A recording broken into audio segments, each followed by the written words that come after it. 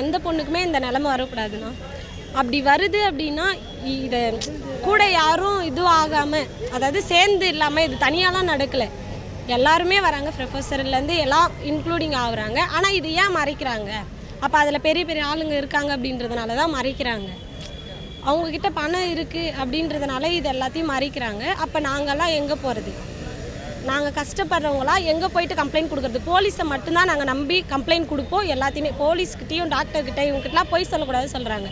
இப்போ அவங்களே எங்களுக்கு ஆப்போசிட்டாக நடந்துக்கிட்டால் நாங்கள் எங்கே தான் போயிட்டு கம்ப்ளைண்ட் கொடுக்குறது? எஃப்ஐஆர் காப்பி முதற்கொண்டு வந்து ரிலீஸ் ஆகி அது ஒரு பெரிய சர்ச்சை ஏற்படுத்திருக்கு.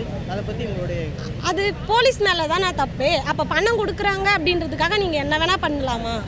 உங்களை நம்பி ஒரு புள்ள வந்து கேஸ் கொடுக்குது அப்படின்னா எஃப்ஐஆர் காப்பி முதல்ல வெளியிலே போகக்கூடாது. அவங்க எப்படி எஃப்ஐஆர் காப்பி லீக் பண்ணாங்க? இப்போ போலீஸ் மேலேயும் தானே தப்பு இருக்குது. இப்போ அவங்களையும் தானே அரெஸ்ட் பண்ணணும். அப்போ அவங்களுக்கும் ஏதாச்சும் தண்டனை வாங்கி கொடுக்கணும்ல. அண்ணா யூனிவர்சிட்டி போன்ற மிகப்பெரிய கல்வி வளாகத்திற்குள்ளேயே வந்து இந்த மாதிரியான ஒரு விஷயம் நடந்திருக்கு. பாதுகாப்பெல்லாம் எப்படி இருந்திருக்கும் அப்படின்னு நீங்கள் எதிர்பார்க்குறீங்க? ஒரு பெண்ணாக இருந்தால் நீங்கள் எப்படி? பாதுகாப்பெல்லாம் இருக்கும்னா, ஆனால் பணம் இருக்கிற இடத்துல எதுவுமே வேலை செய்யாது. பாதுகாப்பு எல்லாமே இருக்கும். ஆனாலும் ஒரு பொண்ணு தனியாக எங்கேயும் நடக்க முடியாது. யாரையுமே நம்பி தனியாக எங்கேயும் போக முடியறதில்ல. இந்த விவாதத்தில் உங்களுடைய கருத்து என்ன? உங்களுடைய கருத்து இதை எப்படி செயல்படுத்தலாம்? அரசுக்கு உங்களுடைய கோரிக்கை என்னவா இருக்கு? இதில் ஒரே விஷயம் தானா, இதில் ஈடுபட்டிருக்கிறவங்க எல்லாரையுமே அரெஸ்ட் பண்ணணும், அவங்களுக்கு உரிய தண்டனை கொடுக்கணும்ண்ணா. அவ்வளோதான். தமிழகம் முழுவதும் இன்றைய தினம் இந்திய மாணவர் சங்கத்தின் சார்பாக அண்ணா பல்கலைக்கழகத்தில் நடைபெற்ற பாலியல் வன்கொடுமைக்கு எதிரான போராட்டத்தை இன்னைக்கு நாங்கள் முன்னெடுத்துக்கொண்டு அதன் ஒரு பகுதியாக சென்னை நந்தனம் கல்லூரியில் அண்ணா பல்கலைக்கழகத்தில் நடைபெற்ற இந்த பாலியல் வன்கொடுமையை கண்டித்தும் அண்ணா பல்கலைக்கழகத்தினுடைய நிர்வாகத்தின் மீதுடைய அலட்சியத்தால் இந்த மாணவிக்கு பாலியல் வன்கொடுமை என்பது நேர்ந்திருக்கு.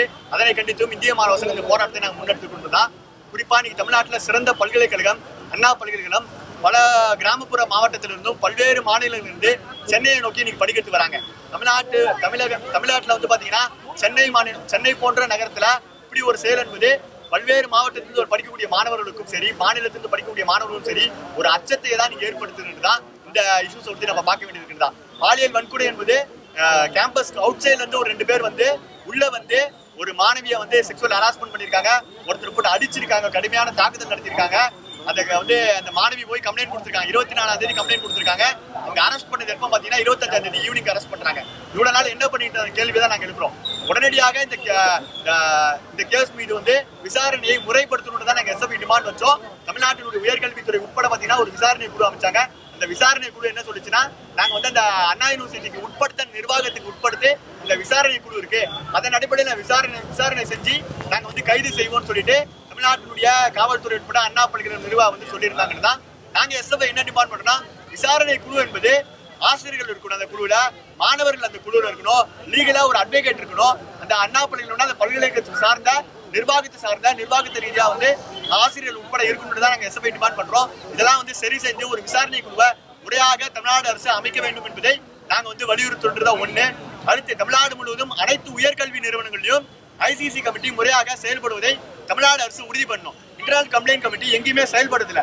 எல்லா கேம்பஸும் போனீங்கன்னா ஒரு பேரளவுக்கு ஒரு கண் துடைப்பை நாடகத்துக்காக தான் ஐசிசி கமிட்டி செயல்பட்டு இருக்கு. அதை வந்து முறைப்படுத்தணும், செயல்படுத்தணும் எஸ்எஃப்ஐ டிமாண்ட் பண்றது தான். அது மட்டும் இல்லாம எல்லா உயர்கல்வி நிறுவனங்களிலும் பள்ளிகளிலும் மாணவிகளுக்கு பாதுகாப்பை உறுதிப்படுத்தணும்ன்றது வந்து எஸ்எஃப்ஐ வந்து நாங்கள் டிமாண்ட் பண்றதா.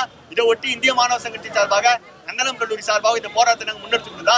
தமிழ்நாட்டுடைய காவல்துறை எஃப்ஐஆர் உட்பட லீக் ஆயிருக்கு. நேற்று சென்னையினுடைய கமிஷனர் பேசுறாரு, ஆன்லைன்ல நாங்க அப்லோட் பண்ணியிருந்தோம், அது ஒரு சில நேரங்கள் ஓப்பன் இருந்தது, அதனால லீக் ஆயிடுச்சுன்னு சொல்லிட்டு எவ்வளவு ஒரு சென்னையினுடைய கமிஷனர் ஒரு மெத்தன போக்கோட பேசுறது வந்து இது ஏற்கத்தக்கதில்லைன்றதை வந்து நாங்க எஸ்எஃப்ஐ நாங்க சொல்லிக்கிறோம் தான்.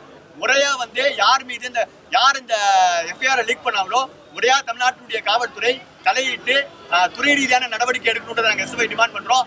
தேசிய மகளிர் ஆணையம் உடனடியாக இந்த இஷ்யூல தலையிட்டு இருக்காங்க. அவங்க என்ன வலியுறுத்துறாங்க, டிஜிபி கிட்ட ஒரு கடிதம் கொடுத்துருக்காங்க. டிஜிபி உடனடியாக இந்த இஷ்யூஸ்ல வந்து தலையிட்டு நீங்க யார் எஃப்ஐஆர் லீக் பண்ணாங்களோ அவர் மீது துறை ரீதியான நடவடிக்கை எடுக்கணும்னு சொல்லியிருக்காங்க தான். ஸோ அதை ஒட்டி இந்த போராட்டத்தை இந்திய மாணவர் சங்கம் சார்பாக வந்து நாங்கள் நந்தனம் கல்லூரியில் முன்னெடுத்துருக்கோம். ஏன்னா இன்னைக்கு அதான் நாங்கள் 25ஆம் தேதி வந்து இந்திய மாணவர் சங்கம் சார்பாக அண்ணா பல்கலைக்கழகம் வந்து ஒரு முற்றுகை போராட்டத்தை எஸ்எஃப்ஐ நடத்துறோம். அதற்கு பிறகு பார்த்தீங்கன்னா இன்னைக்கு எல்லா அரசியல் கட்சிகளும் ஏடிஎம்கே, பிஜேபி, நீங்க பல்வேறு அமைப்புகள் வந்து இன்னைக்கு போராட்டம் முன்னெடுத்துருக்காங்க. இந்த பிரச்சனை என்பது ஏதோ வந்து தனிநபர் பிரச்சனை இல்லை, ஒரு சமூகம் சார்ந்த பிரச்சனை, ஒரு பாலியல் ரீதியான பிரச்சனை நீங்க தொடர்ச்சியா நீங்க நடந்துகிட்டே இருக்கு.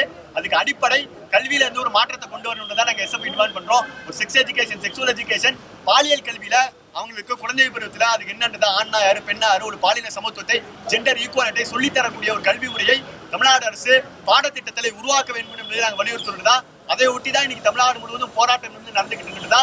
குற்றவாளி தண்டிக்கப்பட வேண்டும், கடுமையான தண்டனை குற்றவாளிக்கு கொடுக்கணும்னு தான் எங்க எஸ்எஃப்ஐ டிமாண்ட் பண்றோம் தான். ஸோ அதனை ஒட்டி இந்த போராட்டம் வந்து இன்னைக்கு தமிழ்நாடு முழுவதும் நடந்துகிட்டு இருக்குதா. இந்த போராட்டம் குற்றவாளி முறையா தண்டிக்கப்பட வேண்டும். எஸ்எஃப்ஐ தமிழ்நாடு முழுவதும் வலுவான போராட்டத்தை கல்வி வளாகத்தில் நாங்கள் முன்னெடுப்பு பண்ணுவதை இந்த நாளில் தெரிவித்துள்ளோம்.